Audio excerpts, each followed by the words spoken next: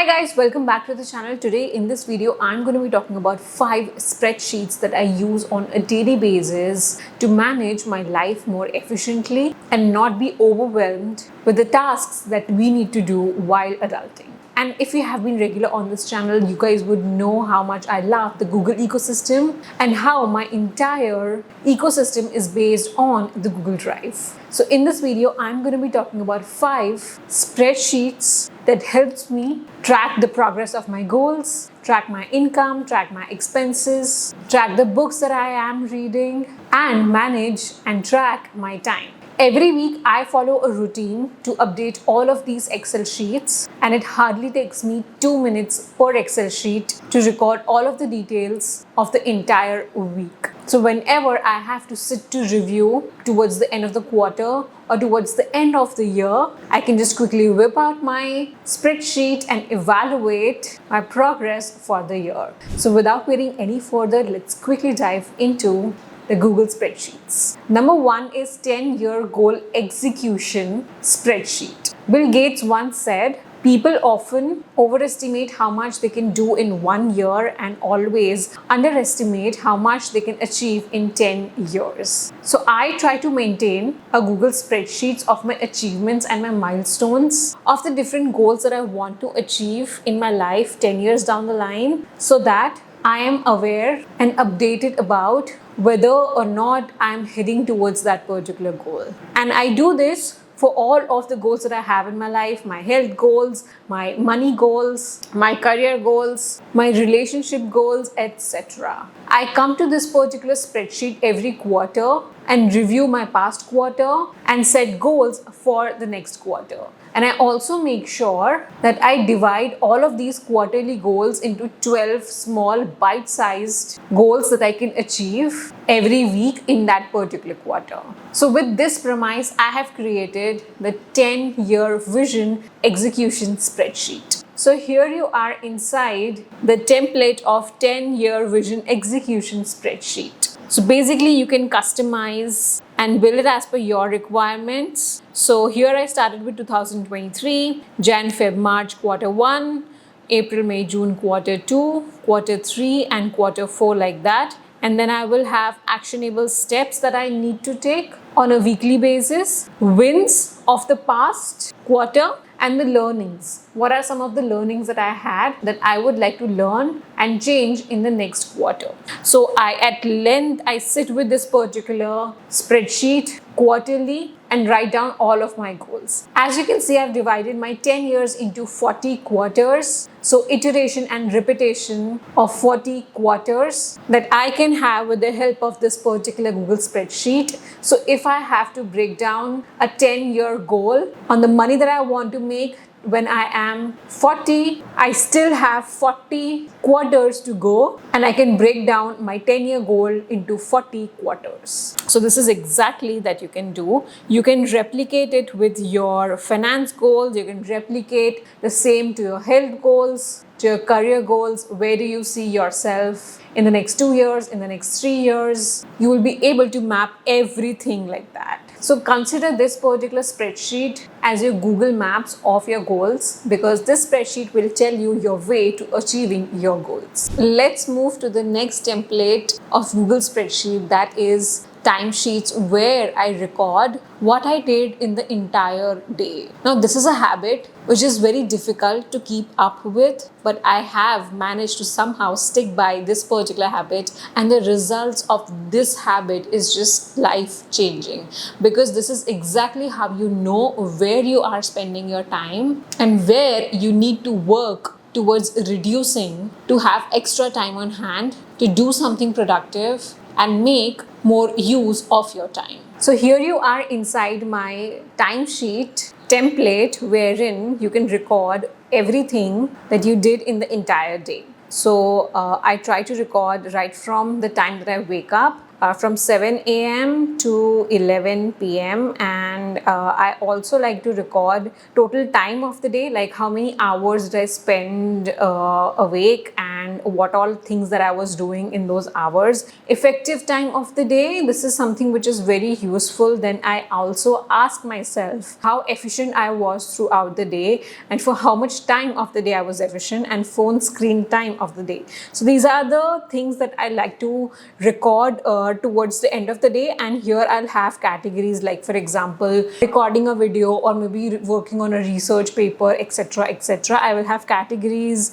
over here just to categorize each of the tasks that I do, and this is exactly what I do. So I try to maintain this timesheet on a daily basis. So I will create different spreadsheets, like for example, if I have to record what I did in the day on maybe let's say 2nd of May, I will duplicate it. I will just write the date and I will start entering all of the details, and I will do it for the entire month in one Google spreadsheets by having multiple sheets inside this particular Google spreadsheet. And here I will like to add the month and the year. Let's say for example, if I'm adding May 2024. So by doing this, I will have timesheets for each of the day of the month, and towards the end of the week, usually on a Sunday or a Monday, I will sit and evaluate how much productive and efficient I was with my time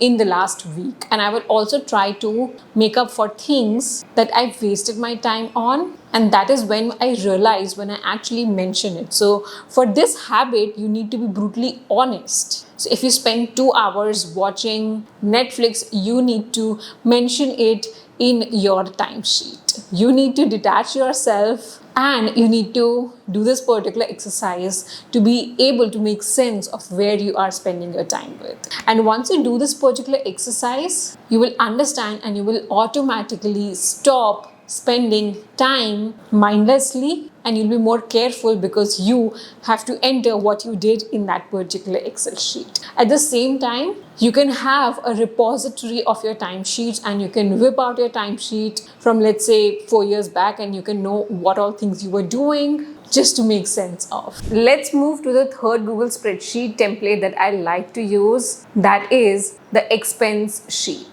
Now, I have this habit of recording all of the expenses that I do on a daily basis in my business or in my daily life, so that I can understand where my money is going. This activity helps me manage my money more efficiently and helps me build a healthy relationship with money and be mindful of where my money is actually going. I've talked about how you can build a healthy relationship with money more in this particular video, so you can go and check out if you also want to manage your money efficiently. So there's a routine that I follow. Every week on a Monday, I will sit in the afternoon and record all of the expenses that I did in this particular Google spreadsheet, and these expenses could be as minute as spending 100 or 50 rupees anywhere. So let's quickly dive into the spreadsheet to know how I do it. So if you notice, all of the templates that I have are super simple, and it takes me hardly 2 minutes to record each and every data in this particular spreadsheet. So first I have the date, next is the item, the amount spent, the category. So I have divided all of the expenses into different categories. Let's say for example, Zomato, Swiggy, eating out, then grocery store or Blinkit or Instamart, health and wellness, maybe if you want to buy some medicines or if you want to buy sanitary pads, etc. Porter is the facility which I use a lot, which is sending stuff back and forth from my office to my home. So that is something that I use. Next is shopping, grooming, toiletries, Amazon, home, Uber, miscellaneous, petrol. So these are the categories that I majorly do my daily life expenses in, and I like to record it in category wise so that I can bifurcate how much that I have spent for each of the category. And I also like to have and write down the mode, because because sometimes it is difficult to trace when you did that particular expense. So maybe if you have done it through Google Pay, UPI, through your card, or through you have paid it via cash. So it's good that you actually also write down the mode also to trace back the entry of that particular transaction. And this is something that I do for every month. Every week I will fill in the details. I will not wait for month end to fill in all the details, because then I forget it and I don't remember it. So every week is actually a very good time to fill this particular Excel sheet. Every day becomes monotonous to fill this particular spreadsheet. So I've actually found my sweet spot to enter all of the details weekly. And towards the end of the month, I like to have a total of, and I also like to see and categorize where my money is going majorly. So if, let's say, for example, if we are eating out a lot that particular month, that will reflect over here, and that will be the learning that from the next month we have to eat out less and make at home more. So this is exactly that I do. So this was about the monthly expenses. Now let's talk about the yearly fixed expenses that you have. Let's say, for example, the premium of the insurance, your car insurance, your car repair, your car servicing, etc.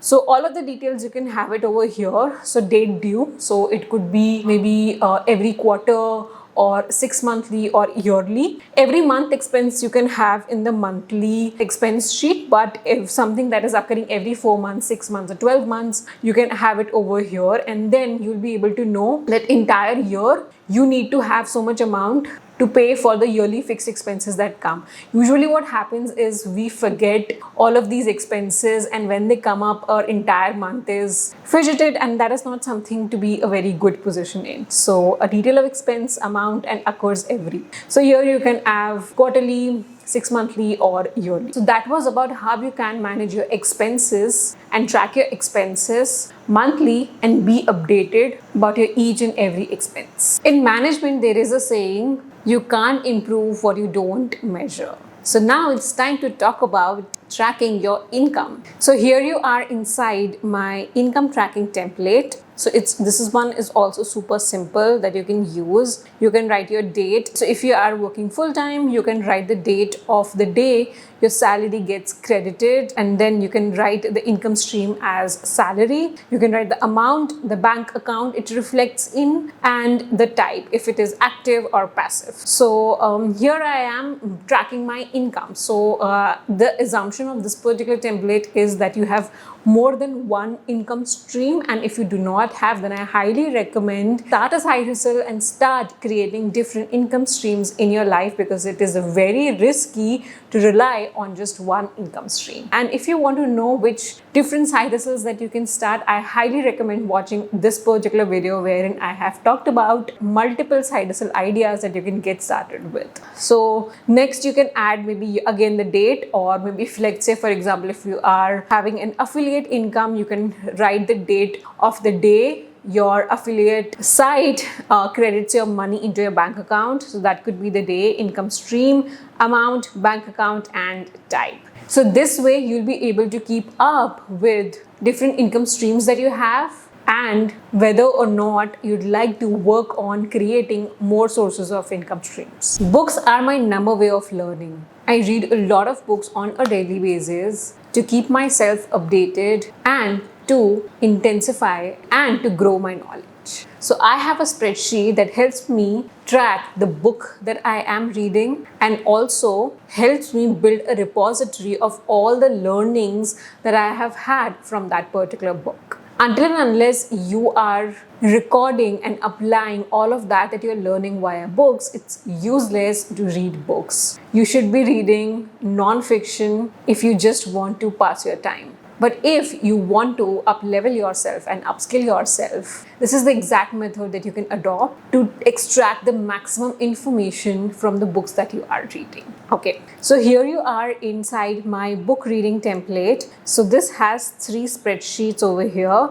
Number 1 is the Kindle. Herein I will mention all of the books that I have on my Kindle over here. So here are the status, and this is the status I like to categorize them with. That is it already read, yet to be read, or currently reading. So let's take for an example, I'm currently reading, and here I will have the link of the notes that I have prepared of the book that I am reading on Kindle.